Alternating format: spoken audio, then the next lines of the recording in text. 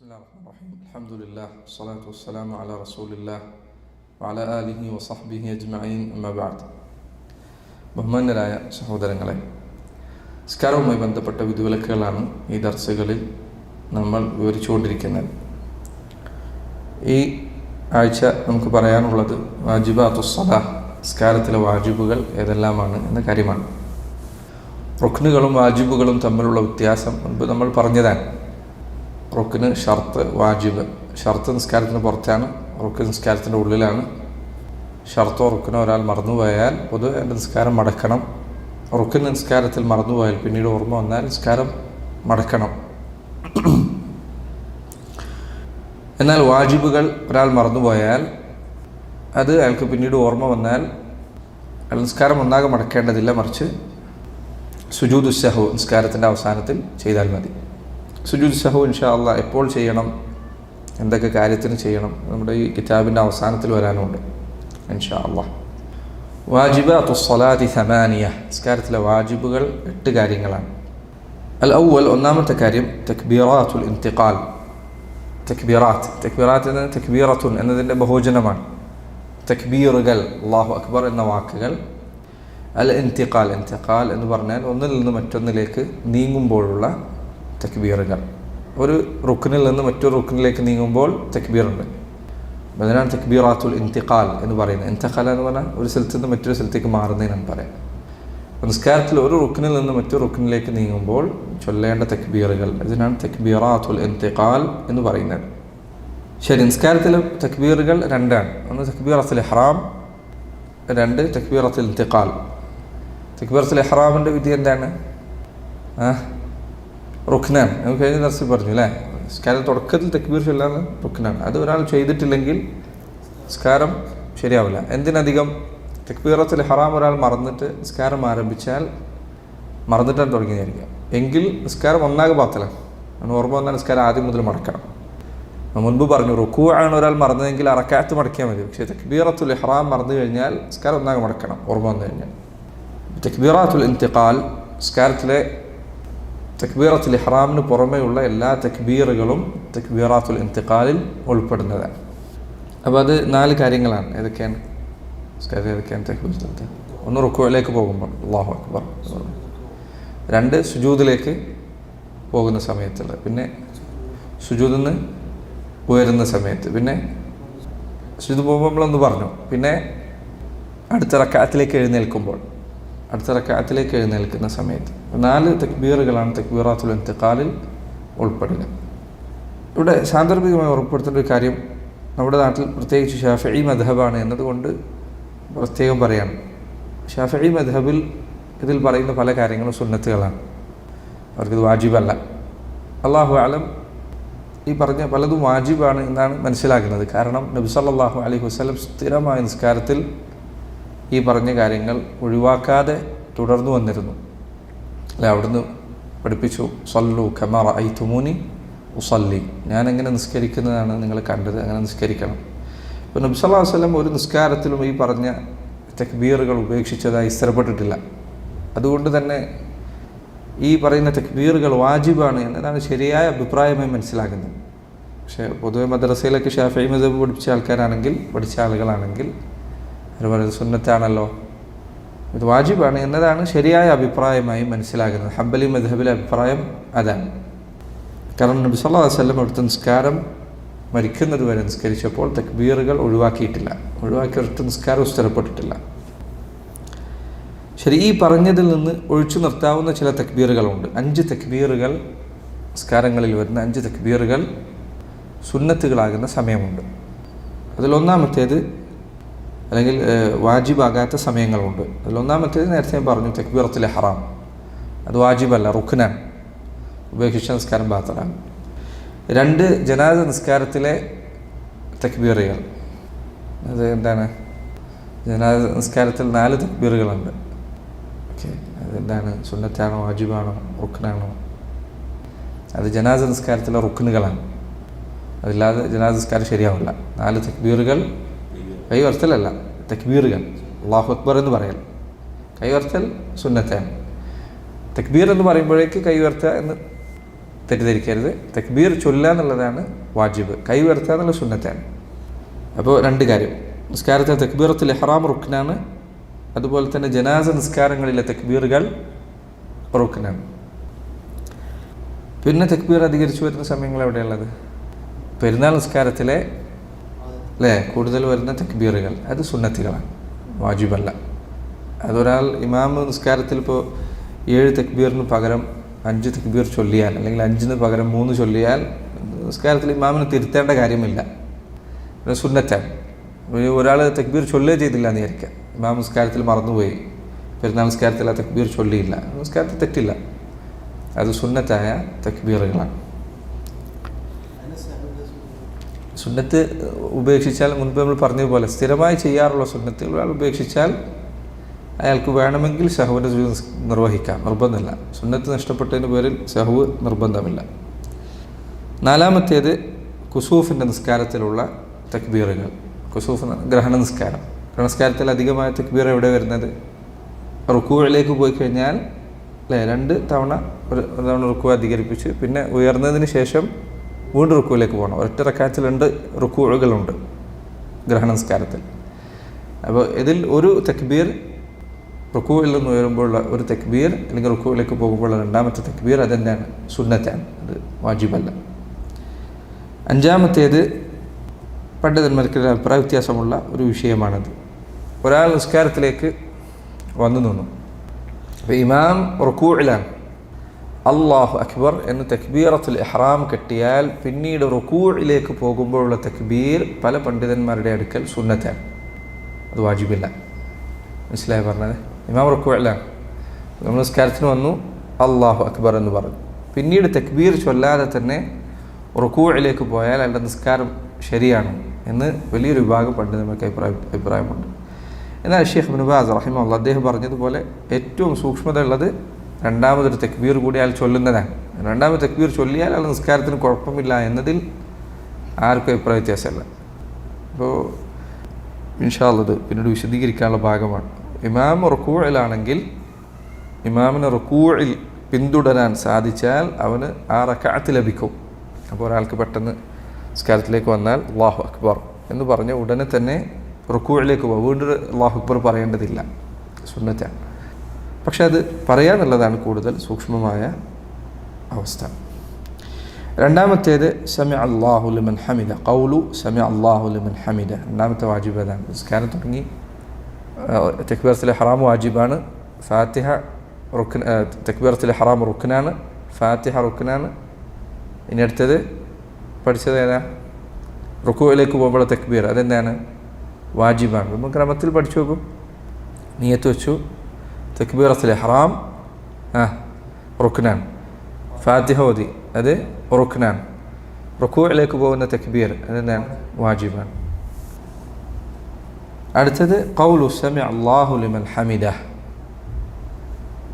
ഇമാം തക്ബീർ റുക്കൂഇൽ നിന്ന് ഉയരുമ്പോൾ സമി അല്ലാഹു ലിമൻ ഹമിദ എന്ന് പറയൽ വാജിബാണ്.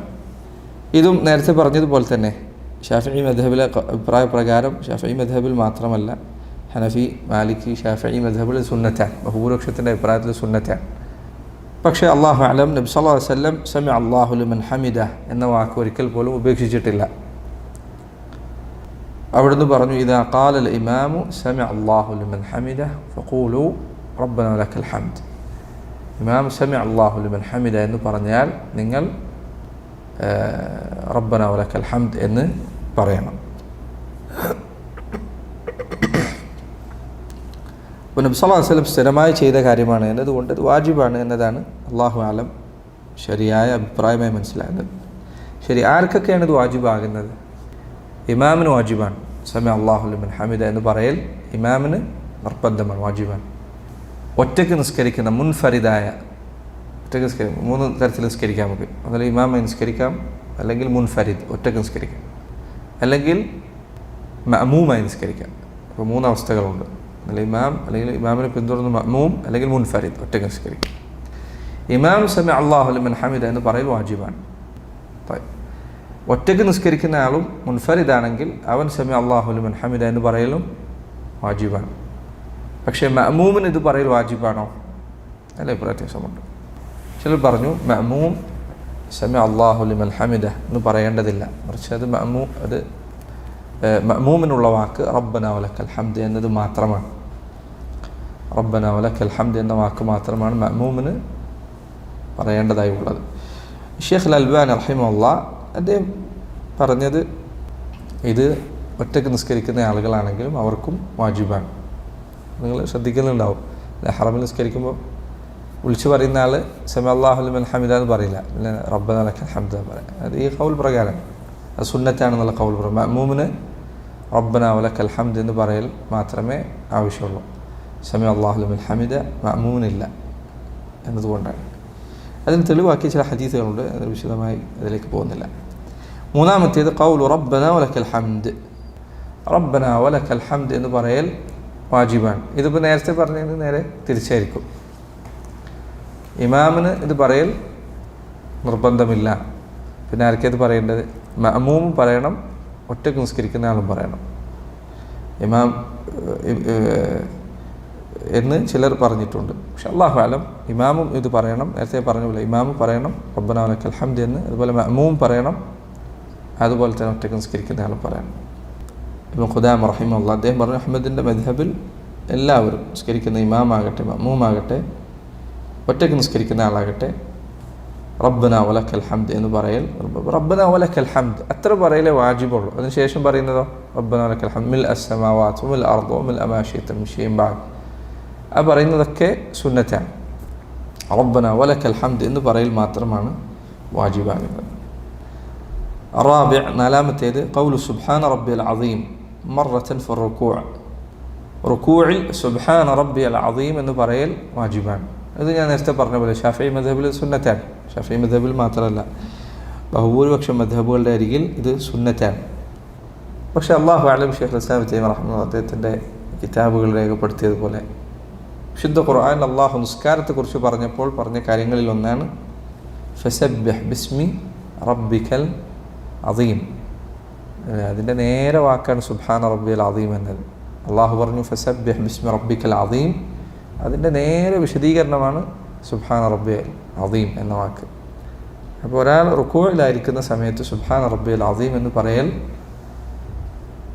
തൈമി അദ്ദേഹത്തെ പോലുള്ള ഹംബലി മദ്ഹബിലെ ഖൗൽ അതാണ്, അത് വാജിബാണ്, നിർബന്ധമാണ്, സുന്നത്തല്ല.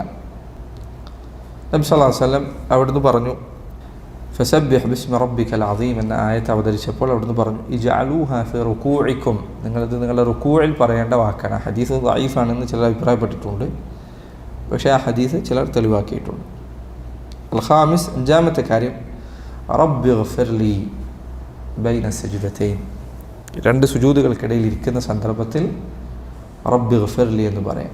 അത് വാജിബാണ്, അത്രേ വാജിബുള്ളൂ. റബ്ബിഗ്ഫിർ ലീ അത്രേ വാജിബുള്ളൂ.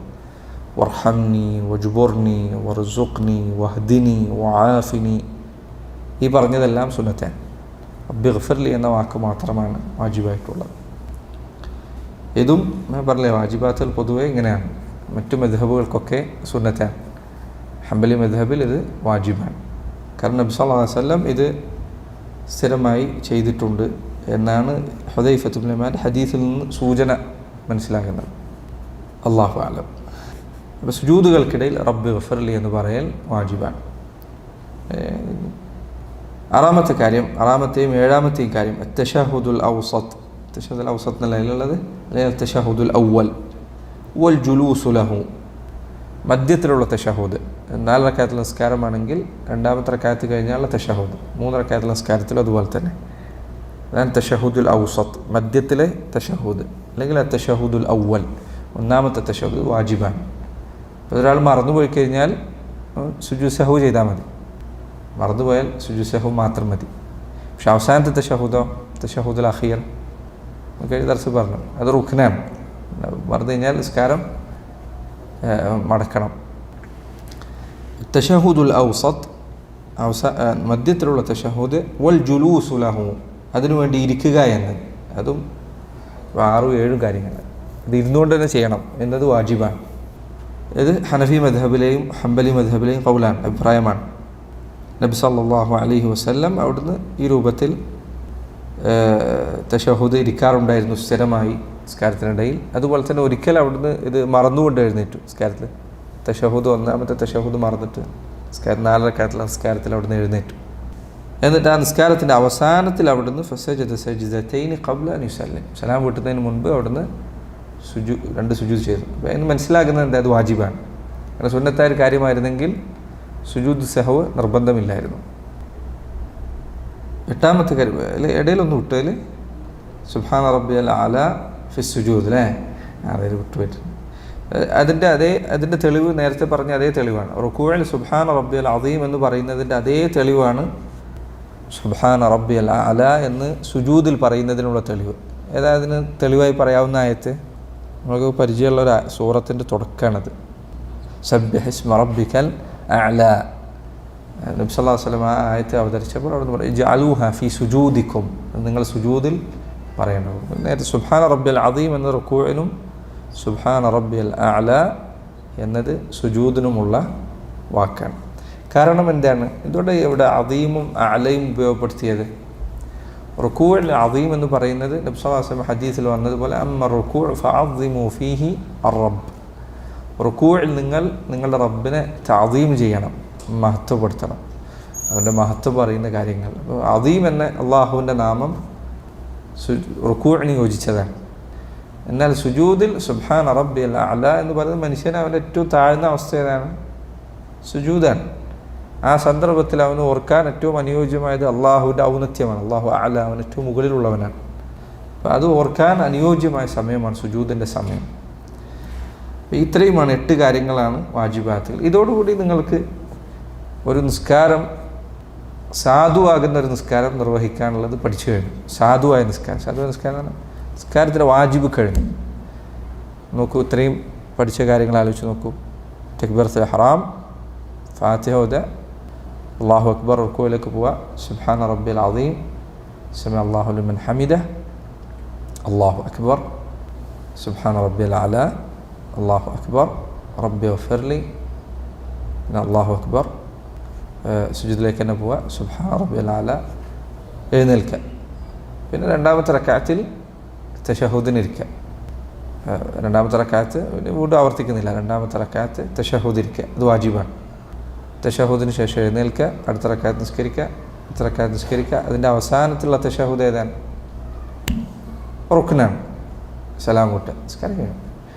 ഇതാണ് വാജിബായ നിസ്കാരം. വാജിബായ നിസ്കാരം പഠിക്കുന്നതിൻ്റെ പിന്നിലുള്ള വലിയൊരു ഫലം മുൻപ് നമ്മൾ പറഞ്ഞതുപോലെ, രോഗിയായി കിടക്കുന്ന ഒരാളെ സംബന്ധിച്ചിടത്തോളം അയാൾക്ക് നിസ്കാരം ദീർഘിപ്പിക്കാൻ സാധിക്കില്ലെങ്കിൽ ഇങ്ങനെ നിസ്കരിച്ചാൽ മതി, എത്ര നിസ്കരിച്ചാൽ മതി. രോഗിയായി കിടക്കുന്ന അയാൾക്ക് നിസ്കാരം എളുപ്പത്തിൽ നിർവഹിക്കാൻ ഇങ്ങനെ പഠിച്ചു. ഇപ്പോൾ ICUയിൽ കിടക്കുന്ന ഒരാളെങ്കിൽ ഇത്ര ചെയ്താൽ മതി, ഇത്ര ചെയ്താൽ നിസ്കാരം കഴിയും. അതുപോലെ തന്നെ നബി സല്ലല്ലാഹു അലൈഹി വസല്ലം പറഞ്ഞ, നമ്മൾ പലരും ഇന്ന് വരെ ചിലപ്പോൾ പ്രാവർത്തികമാക്കാതെ വിട്ടുപോയേക്കാവുന്ന ഒരു സുന്നത്താണ്. ഇവിടുന്ന് പറഞ്ഞു, ഒരാൾ നന്നായി വുദൂ ചെയ്യുകയും എന്നിട്ട് 2 റക്അത്ത് മറ്റൊന്നും നിസ്കാരമല്ലാതെ മറ്റൊരു കാര്യവും ചിന്തിക്കാതെ നിസ്കാരത്തിലുള്ള കാര്യം ശരിക്കും ഓർത്തുകൊണ്ട് നിസ്കരിച്ചാൽ അവൻ സ്വർഗത്തിൽ പ്രവേശിച്ചു. ഇത് കിട്ടണമെങ്കിൽ നിങ്ങൾ ഈ വാജിബായ നിസ്കാരം നിർവഹിച്ചാൽ മതി. നിങ്ങൾക്ക് എളുപ്പത്തിൽ നിർവഹിക്കാം. വാജിബായ നിസ്കാരം നിർവഹിക്കുക. അങ്ങനെ സമയം അധികരിക്കുന്നതനുസരിച്ച് മനുഷ്യൻ്റെ ശ്രദ്ധ പോകും. മാത്രമല്ല, നിസ്കാരത്തിലെ ശ്രദ്ധ അധികരിപ്പിക്കാനുള്ള വഴികളിലൊന്നാണ് നിസ്കാരം ചുരുക്കി നിസ്കരിച്ച് ശീലിക്കുക എന്നുള്ളത്. നിസ്കാരം ചുരുക്കി നിസ്കരിച്ച് ശ്രദ്ധ നിലനിർത്താൻ ശ്രമിക്കുക. പിന്നെ ദീർഘമായ നിസ്കാരങ്ങളിൽ ശ്രദ്ധ നിലനിർത്താൻ സാധിച്ചു തുടങ്ങും. ദീർഘമായ നിസ്കാരങ്ങളിൽ ശ്രദ്ധ നിലനിർത്താൻ സാധിക്കും. അപ്പോൾ അത് 2ാമത്തെ. 3ാമത്തെ കാര്യം, മൂന്നാമത്തെ കാര്യം, തിരക്കുള്ള സമയങ്ങളിൽ ഇങ്ങനെ നിസ്കരിച്ചാൽ മതി. ഒരാൾക്ക് എങ്ങോട്ട് യാത്ര പോകാണ്ട് പെട്ടെന്ന് നിസ്കാരം തീർക്കണം. അത്തരം സമയങ്ങളിൽ അയാൾക്ക് ഇങ്ങനെ ചുരുക്കി നിസ്കരിക്കാം. വാജിബുകൾ മാത്രം നിർവഹിച്ചുകൊണ്ട്, സുന്നത്തുകൾ ഉപേക്ഷിച്ചുകൊണ്ട് ചില സന്ദർഭങ്ങളിൽ നിസ്കാരം നിർവഹിച്ചാൽ നമുക്ക് ഉടനെ നിസ്കാരം നിർവഹിച്ചാലുള്ള കാര്യങ്ങളിലേക്ക് പോകാം. അപ്പോൾ നിസ്കാരത്തിലെ വാജിബുകൾ പഠിക്കുന്നത് വളരെ ഉപകാരപ്രദമായ കാര്യമാണ്, നിസ്കാരം മനസ്സിലാക്കാനും മറ്റുമല്ല. ഇതിൽ പറയേണ്ട ദിക്റുകളിൽ ഏതെങ്കിലും ഒന്നിൻ്റെ അർത്ഥം അല്ലാഹു അക്ബർ എന്ന് പറഞ്ഞതിൻ്റെ അർത്ഥം അല്ലാഹു അക്ബർ എന്ന് പറഞ്ഞതിൻ്റെ അർത്ഥം അല്ലാഹു അക്ബർ മിൻ കുല്ലി ഷൈ, അല്ലാഹുവാണ് എല്ലാത്തിനേക്കാളും വലിയവൻ. അല്ലാഹുവാണ് എല്ലാത്തിനേക്കാളും വലിയവൻ എന്നതിൻ്റെ അർത്ഥം എന്താണ്? രണ്ടർത്ഥമാണ് അതിനുള്ളത്. ഒന്നാമത്തെ കാര്യം അള്ളാഹു അക്ബർ മിൻ കുല്ലി ഷൈ, അള്ളാഹു എല്ലാ വസ്തുക്കളെക്കാളും വലിയവനാണ്. ആകാശഭൂമി, ഇത്രയും വലിയ ആകാശഭൂമി പ്രപഞ്ചം. ഹദീസിൽ വന്നതുപോലെ ആകാശങ്ങളെല്ലാം കുതുബ്, ഗ്രന്ഥങ്ങളിലെ ഏടുകൾ ചുരുട്ടിയെടുക്കുന്നത് പോലെ അള്ളാഹു ആകാശത്തെ മുഴുവൻ ചുരുട്ടിയെടുക്കുന്നു. ഇത്രയും വലിയ ആകാശം അള്ളാഹു ചുരുട്ടിയെടുക്കുമെങ്കിൽ അവൻ്റെ കയ്യിൻ്റെ വലുപ്പം എന്തായിരിക്കും, അവൻ്റെ വലുപ്പം എന്തായിരിക്കും? അത് അള്ളാഹു അക്ബർ എന്നതിൻ്റെ അർത്ഥങ്ങളിലൊന്ന്. അള്ളാഹു സുബ്ഹാനഹു വതആല അവൻ്റെ അസ്തിത്വം എല്ലാത്തിനേക്കാളും വലുതാണ്. ഭൂമിയും അതിലുള്ളതെല്ലാം അവൻ അള്ളാഹുവിൻ്റെ കയ്യിൽ ചില ഹദീസിൽ വന്നതുപോലെ, അല്ലെങ്കിൽ ചില അസറുകൾ വന്നതുപോലെ ഒരു കടുകുമണിയുടെ വലുപ്പമാണ് ഉണ്ടാവുക. അത്ര ചെറുതാണ്, ഒന്നുമില്ല, പറയാൻ മാത്രമില്ല. അത്രയും വലിയവനാണ് റബ്ബ്, വലുപ്പം അത്രയും വലുതാണ്. വസിഅ കുർസിയ്യുഹു സ്സമാവാതി വൽ അർദ്, അള്ളാഹുവിൻ്റെ പാദം വെക്കുന്ന കുർസി, പാദപീഠം ആകാശഭൂമികളെ മുഴുവൻ വലയം ചെയ്തിരിക്കുന്നതാണ്. ഹദീസിൽ ചില വന്നതുപോലെ ഒരു വലിയ മരുഭൂമിയിൽ കൊണ്ടുപോയിട്ടൊരു വളയമിട്ടാൽ, ഒരു കയ്യിലിടുന്ന ഒരു വളയം കൊണ്ടുപോയിട്ടിട്ടാൽ ആ വളയം എത്ര വലുപ്പമുണ്ടോ അത്ര മാത്രമാണ് ആകാശഭൂമികൾക്ക് വലുപ്പമുള്ളത്. അള്ളാഹുവിൻ്റെ പാദം വെക്കുന്ന കുർസീൻ്റെ വലുപ്പം ആ വലിയ മരുഭൂമി പോലെയാണ്. വിജനം എന്തായിരിക്കും റബ്ബിൻ്റെ വലുപ്പം എന്തായിരിക്കും? ചില ഹദീസ് കുർസി അർശിനെ അപേക്ഷിച്ച് അതേപോലെ തന്നെയാണ്. അള്ളാഹു അക്ബർ എന്ന് പറയുമ്പോൾ അതിൻ്റെ അർത്ഥം ഇതാണ്. ഒന്ന്. രണ്ടാമത്തെ കാര്യം അള്ളാഹു അക്ബർ മിൻ കുല്ലി ഷൈ എന്ന് പറയുന്നതിൻ്റെ രണ്ടാമത്തെ ഉദ്ദേശം, അള്ളാഹുവാണ് എനിക്ക് എല്ലാത്തിനേക്കാളും വലിയവൻ. എൻ്റെ ഹൃദയത്തിൽ ഏറ്റവും വലിയ സ്ഥാനമുള്ളത് ആർക്കാണ്? അള്ളാഹുവിനാണ്. ഏറ്റവും വലിയ ഭയം എനിക്കാരോടാണ്? അള്ളാഹുവിനാണ്. ഏറ്റവും വലിയ പ്രതീക്ഷ എനിക്കാരോടാണ്? അള്ളാഹുവിനോടാണ്. അള്ളാഹു അക്ബർ എന്ന വാക്ക് ചെറിയൊരു വാക്കല്ല, എനിക്ക് എല്ലാത്തിനേക്കാളും വലുത് റബ്ബാണ്. എൻ്റെ കച്ചവടത്തെക്കാൾ, എൻ്റെ കുടുംബത്തെക്കാൾ, എൻ്റെ സ്വന്തത്തെക്കാൾ, എൻ്റെ ജീവനേക്കാൾ, എല്ലാത്തിനേക്കാളും എനിക്ക് വലുത് അള്ളാഹുവാണ്. അതാണ് അള്ളാഹു അക്ബർ എന്ന് പറയുന്ന അർത്ഥം. മുസ്ലിമീങ്ങൾ ആലോചിച്ച് നോക്കി ഈ വാക്കിൻ്റെ അർത്ഥം ശരിക്കും മനസ്സിലാക്കിയിരുന്നെങ്കിൽ എങ്ങനെയാണ് അവർക്ക് അള്ളാഹു അല്ലാത്തൊരാൾ പ്രതീക്ഷ വെക്കാൻ പറ്റുക, അള്ളാഹു അല്ലാത്തൊരാൾ പ്രാർത്ഥിക്കാൻ സാധിക്കുക? അവർക്ക് സാധിക്കും. അള്ളാഹു അക്ബർ എന്ന വാക്ക് നമസ്കാരത്തിന് തുടങ്ങാൻ ഏറ്റവും അനുയോജ്യമായ വാക്കാണ് അള്ളാഹു അക്ബർ. സമിഅ അല്ലാഹു ലിമൻ ഹമിദഹ് എന്നതിൻ്റെ അർത്ഥം സമിഅ കേട്ടിരിക്കുന്നു, സമിഅ അല്ലാഹ് അള്ളാഹു കേട്ടിരിക്കുന്നു, ലിമൻ ഹമിദഹു അള്ളാഹുവിനെ ആരാണോ സ്തുതിക്കുന്നത് അവൻ്റെ സ്തുതി അള്ളാഹു കേട്ടിരിക്കുന്നു, അള്ളാഹു അവൻ്റെ പ്രാർത്ഥനകൾ കേട്ടിരിക്കുന്നു. അതാണ് സമിഅ അല്ലാഹു ലിമൻ ഹമിദ എന്ന് പറയുന്നതിൻ്റെ അർത്ഥം. ഇത്രയും നിസ്കാരത്തിൽ നമ്മൾ എന്താ ചെയ്തത്? അള്ളാഹുനെ സ്തുതിക്കല്ലേ ചെയ്തത്? സൂറത്തുൽ ഫാത്തിഹയിൽ എന്താ ഉള്ളത്? അൽഹംദുലില്ലാഹി റബ്ബിൽ ആലമീൻ അല്ലേ? അള്ളാഹുനെ ഇത്രയും സ്തുതിക്കുകയാണ് ചെയ്തത്. പിന്നെ നമ്മൾ റുകൂഇലേക്ക് പോകുമ്പോൾ അള്ളാഹു അക്ബർ എന്ന് പറയുന്നു. സമിഅ അല്ലാഹു ലിമൻ ഹമിദ, ഇത്രയും നേരം ഞാൻ അള്ളാഹുനെ സ്തുതിക്കുകയാണ്. അള്ളാഹുവിനെ സ്തുതിക്കുന്നവൻ്റെ വാക്ക് അള്ളാഹു കേട്ടിരിക്കുന്നു. എന്നിട്ടാണ് എന്ത് പറയുന്നത്? റബ്ബന വലക്കൽ ഹംദ്, റബ്ബന വലക്കൽ ഹംദ്. റബ്ബന വലക്കൽ ഹംദ് എന്ന് പറയുന്നതിൻ്റെ അർത്ഥം അള്ളാഹുവെ നിനക്കാകുന്നു സർവ്വ സ്തുതി. ഫാത്തിഹ ആരംഭിച്ചതും ഹംദ് കൊണ്ടാണ്. അതുപോലെ റുകൂഅ് കഴിഞ്ഞാൽ ഇഅ്തിദാലിൽ എന്ന് പറയുന്ന വാക്കും റബ്ബന വലക്കൽ ഹംദ്, അള്ളാഹു നിനക്കാകുന്നു സർവസ്തുതി. അതാണ് അതിൻ്റെ അർത്ഥം. റുകൂഇൽ എന്താ പറയുന്നത്? സുബ്ഹാന റബ്ബിയൽ അദീം. അഫ്വാൻ, റുകൂഇൽ എന്താ പറയുന്നത്? സുബ്ഹാന റബ്ബിയൽ അദീം. എന്താ സുബ്ഹാന അല്ലാഹ് എന്ന് പറഞ്ഞതിൻ്റെ അർത്ഥം? എന്താണ് സുബ്ഹാന അല്ലാഹ് എന്ന് പറയുമ്പോൾ നമ്മൾ അതുകൊണ്ട് അർത്ഥമാക്കുന്നത് എന്താ? ശരിക്കും അതിൻ്റെ ഉദ്ദേശം എന്താണ്? പലപ്പോൾ മലയാള വാക്ക് വെച്ചിട്ടുണ്ടാവും. എന്താ അതിൻ്റെ ഉദ്ദേശം എന്താണ്? എന്താ സുബ്ഹാന അല്ലാഹ് അതിൻ്റെ ഉദ്ദേശം? സുബ്ഹാന അല്ലാഹ് അതിൻ്റെ ഉദ്ദേശം എന്താണ് ശരിക്കും പറഞ്ഞേക്ക്? അപ്പോൾ സുബ്ഹാന അല്ലാഹ് എന്ന് പറയുമ്പോൾ എൻ്റെ ഉദ്ദേശം, സുബ്ഹാന അല്ലാഹ് എന്ന് നമ്മൾ പറയുമ്പോൾ എൻ്റെ ഉദ്ദേശം അള്ളാഹുവിനെ എല്ലാ കുറവുകളിൽ നിന്നും ന്യൂനതകളിൽ നിന്നും പരിശുദ്ധപ്പെടുത്താൻ. കുറവുകളെന്ന് പറയാവുന്ന ഒരു കാര്യം അള്ളാഹുവിനില്ല, ഒരു കാര്യത്തിൽ. കാരുണ്യം, അള്ളാഹുവിൻ്റെ കാരുണ്യത്തിൽ എന്തെങ്കിലും ഒരു കുറവുണ്ടോ? ഒരു കുറവ്, ചെറിയൊരു കുറവ് ഇല്ല. പരിപൂർണമായ കാരുണ്യമാണ്, അറ്റമില്ലാത്ത കാരുണ്യം. ഇങ്ങനെ ഏതു വിശേഷണങ്ങളും അള്ളാഹു കഴിവുള്ളവനാണ് അല്ലേ? അല്ലാഹു അലാ കുല്ലി ഷൈഇൻ ഖദീർ, അള്ളാഹു എല്ലാത്തിനും കഴിവുള്ളവനാണ്. അപ്പോൾ ഏതെങ്കിലും ഒരു കാര്യം ഒരു കഴിയാത്തതുണ്ടോ? ഇല്ല. അങ്ങനെ അള്ളാഹുവിന് എന്തെങ്കിലും ഒരു കാര്യം സാധിക്കാതിരിക്കുക എന്നതൊരു ന്യൂനതയാണ്. അങ്ങനെ ഒരു ന്യൂനത അള്ളാഹുവിനില്ല. ഞാനവനെ പരിശുദ്ധ, അതാണ് പരിശുദ്ധ സുബ്ഹാന. നിങ്ങൾ കണ്ടില്ലേ? വഖാലു ഇത്തഖദ അല്ലാഹു വലദ, സുബ്ഹാന, കണ്ടില്ലേ? അതിൻ്റെ അർത്ഥം അവർ പറഞ്ഞു അള്ളാഹുവിനൊരു സന്താനമുണ്ട്. സുബ്ഹാന, ഞാൻ അള്ളാഹുവിനെ പരിശുദ്ധപ്പെടുത്തും. അള്ളാഹുവിന് സന്താനം ഉണ്ടാവുക എന്നത് കുറവാണ്, ന്യൂനതയാണ്.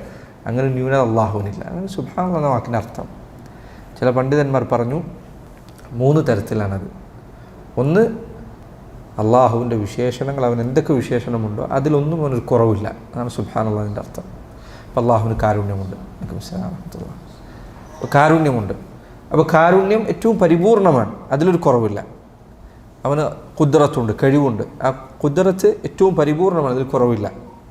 അവൻ ഹയാത്തുണ്ട്, അവൻ ഹയ്യാണ്, ഇന്നൊന്ന് ജീവിക്കുന്നവൻ. അവൻ്റെ ജീവിതത്തിൽ എന്തെങ്കിലും ഒരു കുറവില്ല. അവൻ ഖയ്യൂമാണ്, എല്ലാത്തിനും നിയന്ത്രിക്കുന്നവനാണ്. അവൻ്റെ നിയന്ത്രണത്തിൽ നിന്ന് പുറത്തു കിടക്കുന്ന ഒന്നുമില്ല. അപ്പോൾ അള്ളാഹുവിന് എന്തെല്ലാം വിശേഷണങ്ങളുണ്ടോ നിങ്ങൾ നല്ല ശ്രദ്ധിക്കണം. ഏത് വിശേഷണവും ഇതെടുത്ത് വെക്കുക. ഏതെല്ലാം അള്ളാഹുവിൻ്റെ വിശേഷണങ്ങളുണ്ടോ ആ വിശേഷണങ്ങളിലെല്ലാം അള്ളാഹുവിന് കുറവില്ല എന്നാണ്. രണ്ടാമത്തെ കാര്യം, അള്ളാഹുവിലേക്ക് കുറവുകളായി ചേർത്തപ്പെടാവുന്ന എന്തെങ്കിലും കാര്യമുണ്ടോ അത് അവനിലേക്ക് ചേർത്തപ്പെടാൻ പാടില്ല. ഉദാഹരണത്തിന് ഉറങ്ങുക എന്നുള്ളത്, ലാ തഖുദുഹു സിനത്തുൻ വലാ നൗം. ദുൽമ് ചെയ്യാന്നുള്ളത്, വമാ റബ്ബുക ബിളല്ലാമിൻ ലിൽ അബീദ്. നിൻ്റെ റബ്ബ് അടിമകളോട് ഒരു തരിമ്പ് പോലും അനീതി കാണിക്കുകയില്ല. അനീതി അള്ളാഹുവിലേക്ക് ചേർത്താൻ പാടില്ല. ഉറക്കം ചേർത്താൻ പാടില്ല. ജൂതന്മാർ, യഹൂദർ ചെയ്ത അതിക്രമങ്ങളിൽപ്പെട്ട അള്ളാഹുവിനെ കുറിച്ച് അവർ അങ്ങേറ്റം മോശമായ വിശേഷണങ്ങൾ അവർ അള്ളാഹുവിന് നൽകി. യദുല്ലാഹി മഗ്ലൂല, അള്ളാഹുവിൻ്റെ കൈകൾ ബന്ധിക്കപ്പെട്ടിരിക്കുന്നു അവർ പറഞ്ഞ വാക്കാണ്. ഗുല്ലത്ത് ഐദീഹിം ബിമാ ഖാലു, ഗുല്ലത്ത് ഐദീഹിം വലുഇനു ബിമാ ഖാലു. അവരുടെ കൈകൾ ബന്ധിക്കപ്പെടട്ടെ, അവർ ആ പറഞ്ഞതിൻ്റെ പേര് ശപിക്കപ്പെട്ടിരിക്കും. അള്ളാഹുവിനെ കുറിച്ച് ഇന്നല്ലാഹ ഫഖീർ, സുബ്ഹാന, പറയാൻ തന്നെ എത്ര പ്രയാസമായ വാക്കുന്നു. ഇന്നല്ലാഹ ഫഖീർ വനഹ്നു അഗ്നിയ, അള്ളാഹു ദരിദ്രനാണ്, ഞങ്ങളാണ് പൈസക്കാർ. ജൂതന്മാർ പറഞ്ഞ വാക്കാണ്. എന്തുകൊണ്ടത് പറഞ്ഞത്? സ്വതക്ക കൊടുക്കാൻ പറഞ്ഞതിൻ്റെ പേര്. അവർ പറഞ്ഞു അള്ളാഹുവിനെ കൊടുത്താൽ പോരെ, ഞങ്ങളാണോ പൈസക്കാർ? സുബ്ഹാന, ഒരു പരിഹാസത്തിൻ്റെ കടുപ്പം നോക്കുവരുടെ. അള്ളാഹുവിനെ കുറിച്ച് മോശമായ ഒരു കാര്യം അവനിലേക്ക് ചേർത്തി പറഞ്ഞു. നേരത്തെ പറഞ്ഞത് എന്താ? അള്ളാഹുവിന് എന്തൊരു വിശേഷണമുണ്ടോ ആ വിശേഷണത്തിനൊരു കുറവില്ല. അത് സുബ്ഹാനല്ലാഹിൻ്റെ വാക്ക് നോക്കി നിങ്ങൾ. അതുകൊണ്ടല്ലേ റസൂലുള്ളാഹി സ്വല്ലല്ലാഹു അലൈഹി വസല്ലം പറഞ്ഞത്, ഒരാൾക്ക് പറയാവുന്നതിൽ ഏറ്റവും നല്ല വാക്കെന്താ? സുബ്ഹാന റബ്ബിൽ അദീം, സുബ്ഹാനല്ലാഹി വബിഹംദിഹി, സുബ്ഹാനല്ലാഹി അൽ അദീം. സുബ്ഹാനല്ലാഹ് എന്ന വാക്ക് അത്രയും മഹത്വം. ഖുർആനിലെ 6 സൂറത്തിൽ, എൻ്റെ ഓർമ്മയിൽ 6 അതിൽ കൂടുതലാണ് എനിക്കറിയില്ല. സൂറത്തിൽ ആരംഭിച്ച് സുബ്ഹാനല്ലാഹ് എന്ന വാക്കുകൊണ്ടാണ്, അല്ലെങ്കിൽ തസ്ബീഹ കൊണ്ടാണ്. തസ്ബീഹ് എന്ന കൽപ്പന കൊണ്ടാണ്. സബ്ബിഹ് ഇസ്മ റബ്ബിക്കൽ അഅല പോലെ. അപ്പോൾ തസ്ബീഹ് അതിൻ്റെ അർത്ഥം ഇതാണ്, അള്ളാഹുവിന് യാതൊരു കുറവുകളുമില്ല, എല്ലാ ന്യൂനതകളിലും അവനെ ഞാൻ പരിശുദ്ധപ്പെടുത്തുന്നു. മലയാള ഭാഷയുടെ ഒരു കുറവുകളിൽപ്പെട്ടതാണ്. ഞാൻ അവനെ പരിശുദ്ധപ്പെടുത്തുന്നു പറഞ്ഞാൽ ഞാൻ ചെയ്താൽ അവൻ പരിശുദ്ധനാവുന്നു എന്നാണോ? അല്ല, അള്ളാഹു പരിശുദ്ധനാണ്, അവൻ്റെ പരിശുദ്ധിയെ ഞാൻ വാഴ്ത്തുന്നു, ഞാനത് ഏറ്റു പറയുന്നു. നീ പറഞ്ഞാലും ഇല്ലെങ്കിലും അള്ളാഹു പരിശുദ്ധനാണ്, നീ പറയേണ്ട കാര്യം അള്ളാഹുവിനില്ല. നീ പരിശുദ്ധപ്പെടുത്തുന്നു എന്നതിൻ്റെ അർത്ഥം എന്താണ്? ഞാൻ അവൻ്റെ പരിശുദ്ധിയെ വാഴ്ത്തുന്നു, പരിശുദ്ധിയെ ഏറ്റു പറയുന്നു, അതാണ് എൻ്റെ അർത്ഥം. സുബ്ഹാന റബ്ബിൽ അദീം. സുബ്ഹാന റബ്ബി എന്ന് പറഞ്ഞാൽ എൻ്റെ റബ്ബ് അവനെ ഞാൻ പരിശുദ്ധപ്പെടുത്തുന്നു. ഉനസ്സിഹുഹു തൻസീഹ, അതാണ് അതിൻ്റെ അർത്ഥം. അൽ അദീം, അവൻ എങ്ങനെയുള്ളവനാണ്? അദീമാണ്, അങ്ങേറ്റം മഹത്വമുള്ളവനാണ്. അവൻ്റെ എല്ലാ കാര്യവും മഹത്വമുള്ളതാണ്.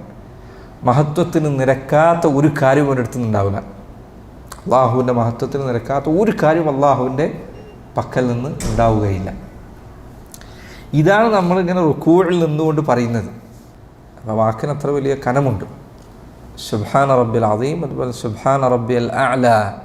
സുബ്ഹാന റബ്ബിൽ അഅല എന്നതിൻ്റെ അർത്ഥം നേരത്തെ പറഞ്ഞതന്നെ. അഅല എന്ന വാക്കിൻ്റെ അർത്ഥം എന്താ?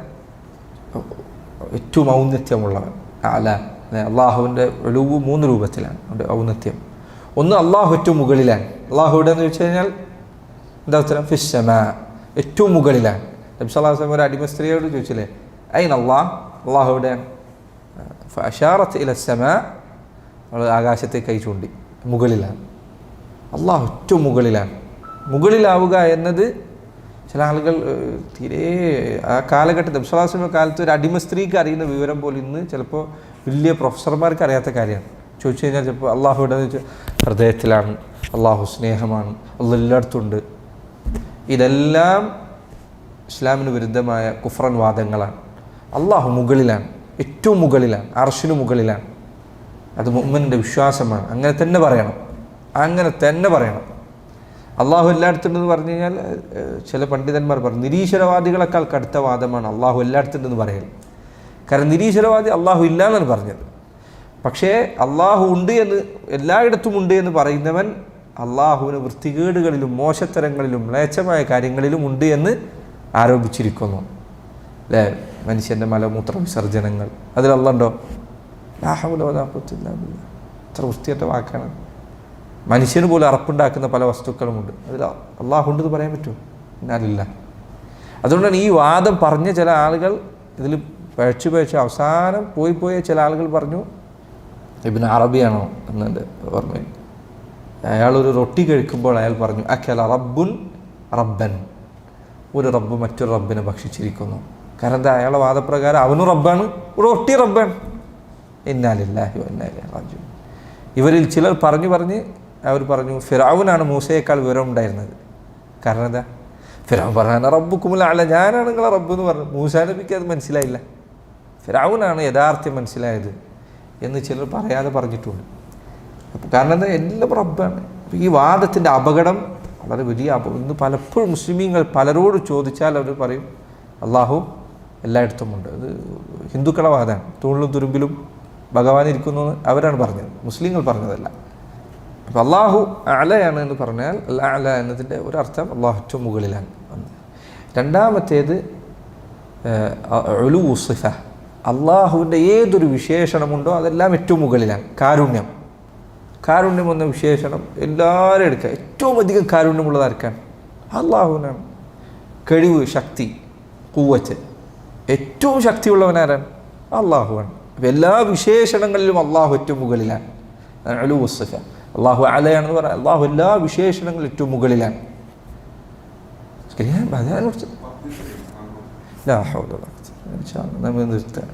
ഞാൻ ബാങ്ക് കൊടുത്ത് അറിഞ്ഞിട്ടില്ല. സുബ്ഹാനക അല്ലാഹുമ്മ റബ്ബന സുബ്ഹാനക അല്ലാഹുമ്മ വബിഹംദിക അശ്ഹദു അല്ലാ ഇലാഹ ഇല്ല അൻത അസ്തഗ്ഫിറുക വഅതൂബു ഇലൈക്. ഇതാണ് വാജിബാത്തുകൾ. പ്രത്യേകിച്ച് വിശദീകരിക്കാനൊന്നുമില്ല. തസ്ബീഹ് കഴിഞ്ഞു, ഇത്ര ഇൻഷാ അല്ലാഹ്.